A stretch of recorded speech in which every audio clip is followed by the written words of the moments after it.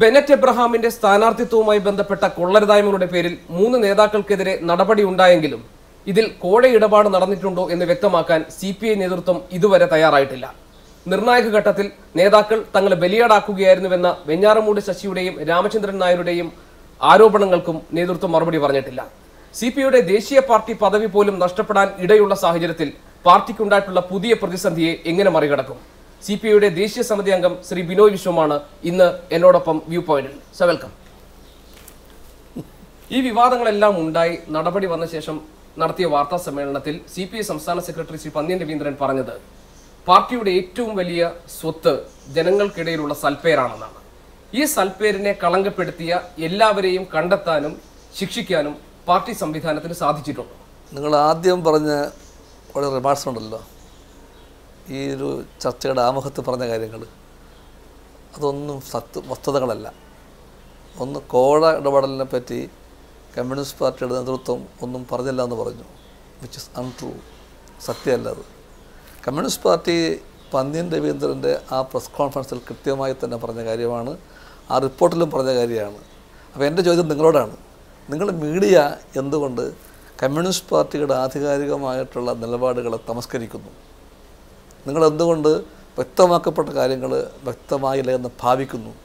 നിങ്ങളെന്തുകൊണ്ട് സത്യം അറിയാനുള്ള നിങ്ങളുടെ പ്രേക്ഷകരുടെ അവകാശങ്ങളെ നിഷേധിക്കുന്നു? ഇത്തരത്തിലുള്ള പത്രത്തിൽ എനിക്ക് യാതൊരു യോജിപ്പുമില്ല. എല്ലാ സ്നേഹവുമുണ്ട്. പക്ഷേ നിങ്ങളൊരു അജണ്ട സെറ്റ് ചെയ്യുക. ആദ്യം നിങ്ങൾ പത്രം എന്താ ശ്രദ്ധിക്കാത്തത്? ആ പ്രസ് കോൺഫറൻസിലും ആ റിപ്പോർട്ടിലും ആ കമ്മ്യൂണിക്കേയിലും കൃത്യമായി പറഞ്ഞ കാര്യമാണ്, കോഴ ഇടപാടെന്ന് പറയുന്നത് ഇല്ല. അത് ഞാൻ പറയുമ്പോഴും താങ്കൾ പറഞ്ഞത് ഉണ്ടെന്ന് സമ്മതിക്കുകയാണെന്നുള്ളതാണ്. ഇതൊക്കെ വളരെ ഞാൻ പ്രതീക്ഷിക്കുന്നൊരു പത്രപ്രവർത്തന നിലവാരമുണ്ട്. അതിന് പറ്റിയതല്ല. നിങ്ങൾ ചെയ്യേണ്ടത്, കമ്മ്യൂണിസ്റ്റ് പാർട്ടിയെ പോലൊരു പാർട്ടി ഒരുപക്ഷെ ഇന്നത്തെ ചുറ്റുപാടിൽ വേറൊരു പാർട്ടിക്കും ആകാത്തതുപോലെ വളരെ ധീരമായ ചില കാര്യങ്ങൾ ചെയ്തിട്ടുണ്ട്.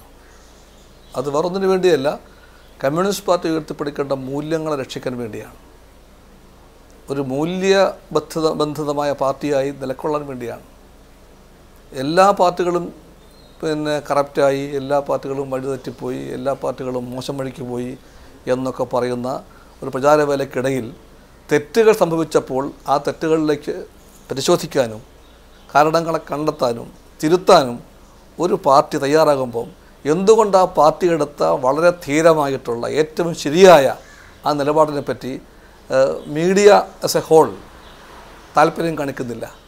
അത് കേരളത്തിലെ വളരെ പ്രഗത്ഭരായ, വളരെ എക്യുപ്ഡായ, ടെക്നിക്കലി വളരെ സ്കിൽഡായിട്ടുള്ള നമ്മുടെ മാധ്യമ ലോകത്തിൻ്റെ അന്തസ്സിനെ ഉയർത്തിപ്പിടിക്കുന്നുണ്ടോ എന്ന കാര്യം തീർച്ചയായിട്ടും ചർച്ചാ വിഷയമാക്കണം. എനിക്ക് എന്റെ ചോദ്യങ്ങളിലേക്ക് ഞാൻ വരാം. ഒന്നാമത്തെ ചോദ്യം, വെഞ്ഞാറമൂട് ശശിയെയും രാമചന്ദ്രൻ നായരെയും ശിക്ഷിച്ചത് എന്ത് കുറ്റത്തിന്റെ പേരിലാണ്? രണ്ടാമത്തെ ചോദ്യം, ഈ ഇടപാടിൽ അല്ലെങ്കിൽ ഈ പ്രശ്നത്തിൽ ഇടപെട്ട എല്ലാവരെയും കണ്ടെത്താനും ശിക്ഷിക്കാനും പാർട്ടി സംവിധാനത്തിനായിട്ടുണ്ടോ? രാമചന്ദ്രൻ നായരുടെ മേലുള്ള കുറ്റം എന്തായിരുന്നു? അത് പറഞ്ഞല്ലോ. പാർട്ടിയുടെ നിലപാടുകൾ പാർട്ടിയുടെ സെക്രട്ടറി തന്നെ പലവട്ടം പറഞ്ഞു കഴിഞ്ഞു. നിങ്ങളത് മുഴുവൻ ശ്രദ്ധിക്കുന്നില്ല. എൻ്റെ പ്രശ്നം അതാണ്. നിങ്ങൾക്കൊരു ചോദ്യം മനസ്സിലാദ്യം ഉണ്ടാക്കും. നിങ്ങൾ note you as a person. നിങ്ങളുടെ ചോദ്യം മനസ്സിലുണ്ടാക്കിയിട്ട് ആ ചോദ്യത്തിന് പറ്റിയ ഒരു സിറ്റുവേഷൻ ഉണ്ടാക്കാനോ വാദം ബിൽഡപ്പ് ചെയ്യാനോ ശ്രമിച്ചുകൊണ്ടിരിക്കുന്നത്. I am going to answer you. Don't be in a hurry. ഞങ്ങൾ ചെയ്തെച്ചാൽ തെറ്റ് സംഭവിച്ചിട്ടുണ്ട്. തിരുവനന്തപുരത്തെ സ്ഥാനാർത്ഥി നിർണയത്തിൽ തെറ്റ് സംഭവിച്ചിട്ടുണ്ട്. ആ തെറ്റ് ആസ് എ ഹോൾ പാർട്ടിയുടെ ഘടകങ്ങൾക്ക് ഉണ്ടായ തെറ്റാണെന്ന് പാർട്ടി വ്യക്തമായി പറഞ്ഞു കഴിഞ്ഞു. നിങ്ങൾ ചൂണ്ടിക്കാണിക്കാൻ നിങ്ങൾക്ക് ബാധ്യതയുണ്ട്. വേറെ ഏതെങ്കിലും പാർട്ടി ഇന്നോളം ഇങ്ങനെ ചെയ്തിട്ടുണ്ടോ? അങ്ങനെ ഒരു പശ്ചാത്തലത്തിൽ ഒരു പാർട്ടി ചെയ്യുന്നു, ഞങ്ങളുടെ സെക്രട്ടേറിയറ്റിനും ഞങ്ങളുടെ എക്സിക്യൂട്ടീവിനും ഇതിൽ പാളിച്ച പറ്റിയെന്ന് പറയുന്നു. അതൊരു തെറ്റ് ഏൽക്കലാണ്. അതിൻ്റെ ലക്ഷ്യം തിരുത്തലാണ്. അതിൻ്റെ ലക്ഷ്യം ജനങ്ങൾക്കിടയിലുള്ള കമ്മ്യൂണിസ്റ്റ് പാർട്ടിയുടെ ഈ പറഞ്ഞ സ്വത്തുണ്ടല്ലോ, ആസ്തി, അത് സൽപ്പേരാണെന്ന് പാർട്ടിക്കറിയാം. ആ സൽപ്പേര് ഉയർത്തിപ്പിടിക്കലാണ്. അതിനുവേണ്ടി പാർട്ടി എടുത്ത ഏറ്റവും ശരിയായിട്ടുള്ള, ഏറ്റവും ബോൾഡായിട്ടുള്ള ഒരു നിലപാടിനെയാണ് നമ്മൾ ചർച്ചാ വിഷയമാക്കുന്നത്. അങ്ങനെ വരുമ്പം ഈ നേതൃ ഘടകങ്ങൾക്ക് തെറ്റ് സംഭവിച്ചെന്ന് പറയുന്ന പാർട്ടി ആ തെറ്റുകളിലേക്ക് നയിച്ച സംഭവ വികാസങ്ങളിൽ 3 സഖാക്കളെ പറ്റി അവർ 3 പേരും 3 തരത്തിൽ കമ്മ്യൂണിസ്റ്റ് പാർട്ടിയുടെ വളർച്ചയിൽ പങ്കുവഹിച്ചവരാണ്. ആ 3 സഖാക്കളുടെയും മേൽ പാർട്ടി ആക്ഷൻ എടുത്തത് ഈ തെറ്റിലേക്ക് പാർട്ടി എത്തിപ്പെട്ടതിൽ അവരുടെ പങ്ക് സ്പെസിഫിക്കായി ആ റിപ്പോർട്ടിനകത്ത് ചൂണ്ടിക്കാണിക്കപ്പെട്ടിട്ടുണ്ട്. എന്താണ് ആക്ഷൻ എന്ന കാര്യം പാർട്ടി വ്യക്തമാക്കി പറഞ്ഞിട്ടുണ്ട്. എന്തിനാണ് ആക്ഷന്റെ കാര്യം അത് പറഞ്ഞല്ലോ.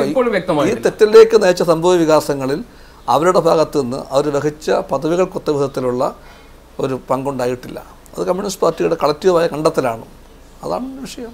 ബിനോയ് പത്രാധിപരായിരുന്ന വ്യക്തിയാണ് താങ്കൾ. അതുകൊണ്ട് തന്നെ താങ്കൾക്ക് ഒരു പത്രപ്രവർത്തകന്റെ ചോദ്യങ്ങളെ സമർത്ഥമായി നേരിടാൻ കഴിയുന്ന കാര്യത്തിൽ എനിക്ക് പക്ഷേ പ്രശ്നം വെഞ്ഞാറമൂട് ശശിക്കെതിരായ കുറ്റം എന്തായിരുന്നു? താങ്കൾ മറുപടി പറഞ്ഞിട്ടില്ല. രാമചന്ദ്രൻ നായർക്കെതിരായ കുറ്റം എന്താണ്? താങ്കൾ മറുപടി പറഞ്ഞിട്ടില്ല. രണ്ടുപേരുടെയും പ്രതികരണം പുറത്തു വന്നു. പത്രം നന്നായി വായിച്ചതാണ്, അവരുടെ പ്രതികരണം നേരിട്ട് കേട്ടതാണ്.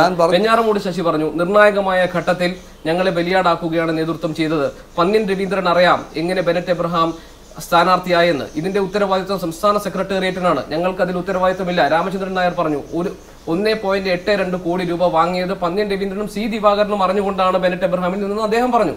രാമചന്ദ്രൻ നായർ പറഞ്ഞു. രാമചന്ദ്രൻ നായർ പറഞ്ഞു, പത്രങ്ങൾ റിപ്പോർട്ട് ചെയ്തതാണ്. ഞാൻ ചോദിച്ചോട്ടെ, നിങ്ങളിപ്പം കമ്മ്യൂണിസ്റ്റ് പാർട്ടിയുടെ കാര്യങ്ങൾ പറ്റി മനസ്സിലാക്കാൻ ശ്രമിക്കുമ്പോൾ നിങ്ങൾ ആരെയാണ് ആശ്രയിക്കുന്നത്? 40 കൊല്ലത്തിലേറെ കാലം കമ്മ്യൂണിസ്റ്റ് പാർട്ടിയിൽ പ്രവർത്തിച്ചിട്ട് നടപടി ഉണ്ടായതിൻ്റെ പിറ്റേ ദിവസം പാർട്ടിയുടെ ഓഫീസിൻ്റെ പടിക്കൽ വെച്ച് കമ്മ്യൂണിസ്റ്റ് പാർട്ടിയെ തള്ളിപ്പറഞ്ഞ് വേറൊരു പാർട്ടിയിലേക്ക് പോയ, ശരിക്കു പറഞ്ഞാൽ ഒരു കമ്മ്യൂണിസ്റ്റുകാരൻ്റെ യാതൊരു രാഷ്ട്രീയ അന്തസ്സും കാണിക്കാൻ കൂട്ടാക്കാതിരുന്ന ഒരാൾ പാർട്ടി വിട്ട് പോയി കഴിഞ്ഞ് വേറൊരു പാർട്ടി ചേരുന്നതിന് വേണ്ടിയുള്ള പാതയൊരുക്കാൻ വേണ്ടി പറഞ്ഞ വാദങ്ങളാണോ നിങ്ങൾക്ക് സ്വീകാര്യം? അതോ കാര്യങ്ങളെല്ലാം തുറന്ന് ജനങ്ങളെ അറിയിക്കാൻ വേണ്ടിയുള്ള തൻ്റെ ഇടം കാണിച്ച ഒരു പാർട്ടിയുടെ സ്റ്റേറ്റ് സെക്രട്ടറി അവിടുത്തെ ചർച്ചകളുടെ വെളിച്ചത്തിൽ പറഞ്ഞ കാര്യങ്ങളാണ് നിങ്ങൾക്ക് സ്വീകാര്യം? സ്റ്റേറ്റ് സെക്രട്ടറിയുടെ പറച്ചിലുകളെ ഞങ്ങൾ മുഖവിലേക്ക് എടുക്കാതിരിക്കുന്നില്ല. താങ്കൾ പറഞ്ഞ പുറത്താക്കപ്പെട്ടവരെ മുഖവിലേക്ക് എടുക്കേണ്ടി വരുന്നത് അന്യായമായ രീതിയിൽ ശിക്ഷാ നടപടികൾ നേരിട്ട വ്യക്തികളാണ് യഥാർത്ഥ കുറ്റക്കാർ, യഥാർത്ഥ കള്ളൻ കപ്പലിൽ തന്നെയാണ് എന്ന് ശശി പറയുമ്പോൾ പുറത്തു പോകുന്നവരെയും ഞങ്ങൾക്ക് വിശ്വസിക്കേണ്ടി വരും, അല്ലെങ്കിൽ അവരെ മുഖവിലേക്ക് എടുക്കേണ്ടിയെങ്കിലും വരും. മറുപടി പറയാനുള്ള അല്ലല്ല, അത് നിങ്ങളുടെ ക്രെഡിബിലിറ്റിയുടെ വിഷയമാണത്. പാർട്ടിയുടെ അച്ചടക്ക നടപടിക്ക് വിധേയമായി പാർട്ടിയുടെ തിരുത്തൽ പ്രക്രിയയുടെ ഭാഗമായിട്ടുള്ള ഒരു അവസരം ഉള്ളപ്പോഴത്തേക്കും അത് ഉപയോഗപ്പെടുത്താൻ കൂട്ടാക്കാതെ പിറ്റേ നിമിഷം പാർട്ടിയെ തള്ളിപ്പറഞ്ഞുകൊണ്ട് വേറൊരു പാർട്ടിയിലേക്ക് യാതൊരു മനസാക്ഷിക്കുത്തും കൂടാതെ ചേക്കേറിയ ഒരാളാണ് കമ്മ്യൂണിസ്റ്റ് പാർട്ടിയുടെ മൂല്യങ്ങൾ സംരക്ഷിക്കാൻ വേണ്ടിയുള്ളൊരു വലിയ പാവനയത്നത്തിൻ്റെ വഴികാട്ടിയെന്ന് നിങ്ങൾ പറയുന്നു. 40 വർഷം പാർട്ടിക്കൊപ്പം നിന്ന ശേഷവും അന്യായമായ നടപടിക്ക് വിധേയമാകേണ്ടി വന്നവരുടെ വിലാപങ്ങളായി കൂടി ഞങ്ങൾ ഒരാളെ മാത്രം വിശ്വസിക്കേണ്ട കാര്യമില്ല. 40 കൊല്ലം പ്രവർത്തിച്ച ഈ കമ്മ്യൂണിസ്റ്റ് പാർട്ടിയിൽ നിന്നും കമ്മ്യൂണിസ്റ്റ് രാഷ്ട്രീയത്തെപ്പറ്റി, അതിൻ്റെ സംഘടനാപരമായിട്ടുള്ള രീതികളെപ്പറ്റി, അതിൻ്റെ ലക്ഷ്യബോധങ്ങളുടെ പരിശുദ്ധിയെപ്പറ്റി ഈ 40 കൊല്ലം പ്രവർത്തിച്ചിട്ടും അദ്ദേഹം, ഈ പറയുന്ന ആൾ, യാതൊന്നും പഠിച്ചിട്ടില്ല എന്നാണ് അദ്ദേഹം വ്യക്തമാക്കിക്കൊണ്ടിരിക്കുന്നത്. രാമചന്ദ്രൻ നായർ കൺട്രോൾ കമ്മീഷൻ നൽകിയ പരാതിയിൽ ഇക്കാര്യങ്ങൾ വ്യക്തമായി പറഞ്ഞിട്ടുണ്ട്. അല്ല, അതൊരു പാർട്ടി അംഗത്തിന്റെ അവകാശമാണ്. കൺട്രോൾ കമ്മീഷന് പോകുക എന്നുള്ളത് ഒരു പാർട്ടി അംഗത്തിന്റെ അവകാശമാണ്. പറയുന്നു ഇവരെ ഒന്നും വിശ്വസിക്കേണ്ട കാര്യമില്ല. മറുഭാഗത്ത് താങ്കൾ പറഞ്ഞു പാർട്ടി അംഗങ്ങളുടെ അവകാശം സംരക്ഷിക്കാൻ കൺട്രോൾ കമ്മീഷനിലേക്ക് പോകുന്ന അവരുടെ വാദങ്ങളെ ഞാൻ നിങ്ങൾ ഈ പറഞ്ഞ രണ്ടുപേരും ഒരുപോലെയല്ല കാണുന്നത്. അവരുടെ റിയാക്ഷൻ്റെ അടിസ്ഥാനത്തിൽ രാമചന്ദ്രൻ നായരെയും ശശിയെയും ഞാൻ ഒരുപോലെയല്ല കാണുന്നത്.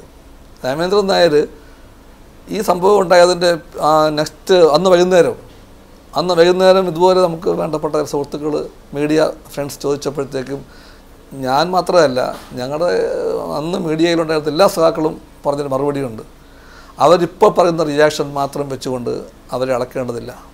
ഏതൊരു മനുഷ്യനും അന്നേരം ഉണ്ടാകാവുന്നൊരു വൈകാരിക വിക്ഷോഭമുണ്ട്. ആർക്കും ഉണ്ടാകാം, താങ്കൾക്കുണ്ടാകാം, എനിക്കുണ്ടാകാം, നമ്മളെല്ലാം മനുഷ്യരാണല്ലോ.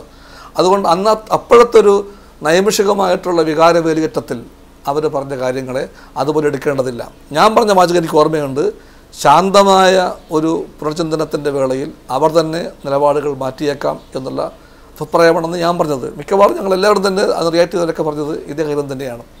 അതിൽ രാമചന്ദ്രൻ നായരുടെയും ശശിയുടെയും പിറ്റേ ദിവസത്തുള്ള റിയാക്ഷനിൽ നിങ്ങൾ നോക്കിയാൽ, നിങ്ങൾ നല്ല ഒബ്സർവറല്ലേ, നിങ്ങൾ നോക്കിയാൽ കാണാം അന്ന് വൈകുന്നേരം പറഞ്ഞ നിലപാടല്ല അദ്ദേഹം പിന്നെ പറഞ്ഞത്. അദ്ദേഹം പറഞ്ഞു ഞാൻ പിന്നെ അപ്പോഴത്തെ ഒരു ഇതിനകത്ത് അങ്ങനെ എന്തൊക്കെ പറഞ്ഞതാണ്, പക്ഷേ ഞാൻ പിന്നെ ഒരു പാർട്ടി അംഗത്തിൻ്റെ അവകാശം ഉപയോഗപ്പെടുത്തിക്കൊണ്ട് കൺട്രോൾ കമ്മീഷനിൽ കൊടുക്കുന്നു അദ്ദേഹം പറയുന്നു. Let the control commission review it. വികാര വിക്ഷുബ്ധതയിൽ ചിലപ്പോൾ സത്യങ്ങളും പറഞ്ഞേക്കാം. അല്ല, സത്യമാണെന്ന് തീരുമാനിക്കേണ്ടത് കൺട്രോൾ കമ്മീഷനല്ലേ. കൺട്രോൾ കമ്മീഷനിലേക്ക് പോകാൻ തയ്യാറായിട്ടുള്ള രാമേന്ദ്രൻ നായരുടെ നിലപാടും പാർട്ടിയെ തള്ളി പറഞ്ഞുകൊണ്ട് വേറൊരു പാർട്ടിയിലേക്ക് ഓടിച്ചെന്ന് ചേക്കേറിയ ശശികളുടെ നിലപാടും ഒരുപോലെയാണെന്നും തുല്യം ചെയ്യണം താങ്കൾ പറഞ്ഞാൽ ഞാൻ പറയും എനിക്കത് കഴിയില്ല. ഞാൻ പറയും എനിക്ക് മാത്രമല്ല ആർക്കും കഴിയില്ല. നമ്മുടെ അഭിമുഖം മുന്നോട്ട് പോകുന്നില്ല. എന്താണ് രാമചന്ദ്രൻ നായർ ചെയ്ത കുറ്റം പറഞ്ഞില്ല താങ്കൾ ഇതുവരെ? പറഞ്ഞല്ലോ. എന്താണ് രാമചന്ദ്രൻ നായർ ചെയ്ത കുറ്റം?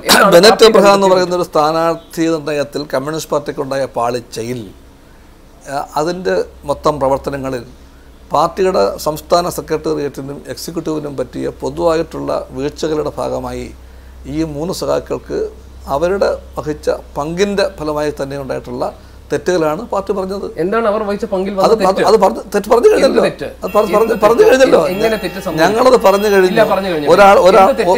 ഒരാള് പാർട്ടിയുടെ ജില്ലാ സെക്രട്ടറി ആയിരുന്നു, വേറൊരാൾ പാർട്ടിയുടെ സംസ്ഥാന എക്സിക്യൂട്ടീവ് കമ്മിറ്റി അംഗവും കമ്മിറ്റിയുടെ ജനറൽ സെക്രട്ടറിയുമായിരുന്നു. മൂന്നാമത്തെ ആൾ പാർട്ടിയുടെ ദേശീയ എക്സിക്യൂട്ടീവ് കമ്മിറ്റി അംഗവും ആ ജില്ലയുടെ ചുമതലക്കാരനുമായിരുന്നു. അതുകൊണ്ട് തന്നെ ഒരു തെറ്റിലേക്ക് പാർട്ടി നീങ്ങുമ്പോഴത്തേക്കും അതിൻ്റെ പുറകിൽ ഈ പറയുന്ന കാരണങ്ങളാൽ അവർക്ക് 3 പേർക്കും പ്രത്യേകമായിട്ടുള്ള ഒരു ചുമതല ഉണ്ടാകും എന്നുള്ളത് സ്വാഭാവികമാണ്. ബെനറ്റ് എബ്രഹാം എങ്ങനെ CPIയുടെ സ്ഥാനാർത്ഥിയായി തിരുവനന്തപുരത്ത്? താങ്കൾ എന്താണ് മനസ്സിലാക്കുന്നത് ശ്രീ ബിനോയ് വിശ്വം? എങ്ങനെയാണ് അദ്ദേഹം സ്ഥാനാർത്ഥിയായി? ഞങ്ങളുടെ ഒരു രാഷ്ട്രീയ നിരീക്ഷണത്തിൻ്റെയോ രാഷ്ട്രീയ എസ്റ്റിമേഷൻ്റെയോ ഭാഗത്ത് പറ്റിയ പാടിച്ചുകൊണ്ടാണ് അദ്ദേഹം സ്ഥാനാർത്ഥിയായത്. അതായത് ജില്ലാ സമിതിയിൽ ജില്ലാ കൗൺസിലിൽ 3 പേരുടെ പേരുകൾ നിർദ്ദേശിക്കപ്പെടുന്നു. രാമചന്ദ്രൻ നായരുടെ പേര് പറയുന്നു, പന്ന്യൻ രവീന്ദ്രന്റെ പേര് പറയുന്നു, C ദിവാകരന്റെ പേര് പറയുന്നു. ആ പട്ടികയിൽ ഇടം പിടിക്കാത്ത, അതിലില്ലാത്ത 2 പേരാണ് ജില്ലാ കൗൺസിലിൽ ഇവർക്ക് വേണ്ടി വാദിച്ചത്, ബെനറ്റ് എബ്രഹാമിന് വേണ്ടി വാദിച്ചത്. വെങ്ങാനൂർ ബ്രൈറ്റും മോഹൻദാസും. മിനിറ്റ്സിന്റെ രേഖകളെല്ലാം പുറത്തു വന്നു കഴിഞ്ഞു. ഈ പട്ടികയിലില്ലാത്ത ബെനറ്റ് എബ്രഹാം സ്ഥാനം പിടിച്ചത് എങ്ങനെ എന്നതാണ് എൻ്റെ ചോദ്യം. നമ്മുടെ ഇന്റർവ്യൂ ഇതുകൊണ്ട് തന്നെയാണ് മുമ്പോട്ട് പോകാത്തത്. എന്തുകൊണ്ടെന്നാൽ എനിക്ക് പറയാനുള്ള റിപ്ലൈ എല്ലാം പറഞ്ഞു കഴിഞ്ഞു. താങ്കൾക്ക് പക്ഷേ എന്തോ കിട്ടാനൊരു അവകാശമുണ്ട് ചിന്തിക്കാൻ.